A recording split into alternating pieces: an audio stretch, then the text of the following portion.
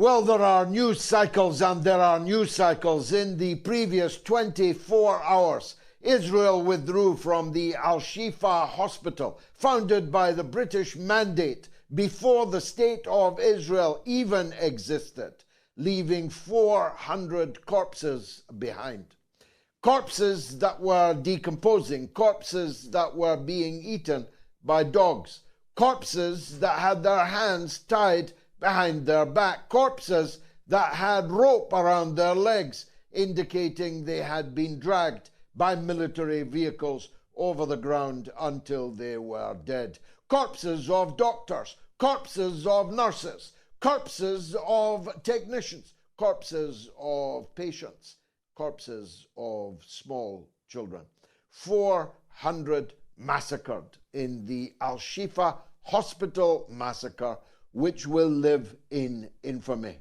I'm so old, I remember when it was described as a blood libel against the people of Israel that they would ever attack a hospital. You must remember it also, because every one of your newspapers described it as such. Every one of your television channels described it as such. We would never attack a hospital, said the Israeli propagandists through the prism of the mainstream media in Western countries, and the vast majority of people believed them. There are 36 hospitals in the Gaza Strip, and now not a single one has not been attacked, either partially or entirely destroyed, like the Al-Shifa British-built hospital. The British Mandate, I'm going to come back to that point. The British built that hospital to bring health to the people of the Gaza Strip as part of the British Mandate. Israel destroyed it in a genocidal, crazed and unhinged assault, which has left 400 corpses on the ground. Not in the ground, but on the ground. I know that because I've just been watching a dog carrying a baby from the complex, a decomposed body of a baby in the jaws of a wild feral dog.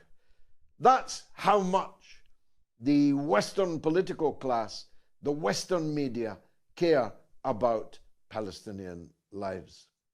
On the same day, Israel, in complete defiance of the Geneva Conventions, of the Vienna Convention, which protects diplomatic property and regards diplomatic property as property belonging to the nation state that is established there with diplomatic relations as their own sovereign territory.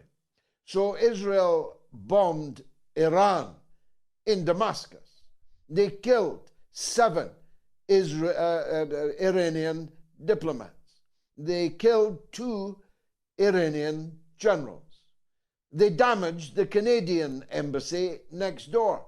They damaged the main building of the Iranian embassy, in which was sat the accredited Iranian ambassador to Syria. It was a reckless act, almost unprecedented.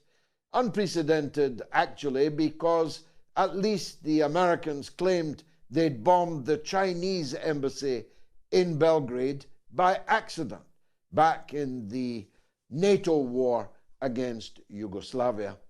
This one had no such claim. With pinpoint accuracy, again, a point I shall come back to, with pinpoint accuracy, one particular building in the Iranian embassy compound was carefully targeted and taken out, and all within it, every single person within it, was either killed or wounded. Now, this is not the first Israeli attack on Iranian targets in Damascus. It might not even turn out to have been the most important one.